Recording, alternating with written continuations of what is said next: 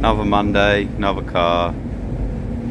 No exciting colours at the minute. They're all shitty, boring ones, silvers, greys. This is a Crossland.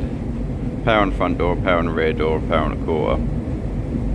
Type blend on the front door, type blend on the rear quarter, but is what it is, I suppose. Boots up because the tailgate rubbers come right over the quarter, so little blowing at the top, little blowing at the bottom. Yeah, some scratches where the buckles hit the door shut, but we'll just touch them in. Oh, we'll colour that one, but there's one down there we'll touch in close to the blend again. Close blend on the door. Fuck it, is what it is, isn't it?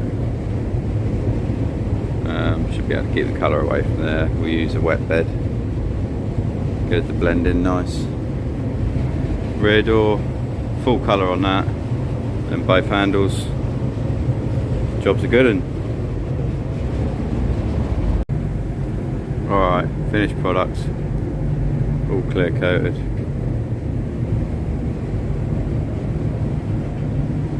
Little blowing up there, little blowing down there.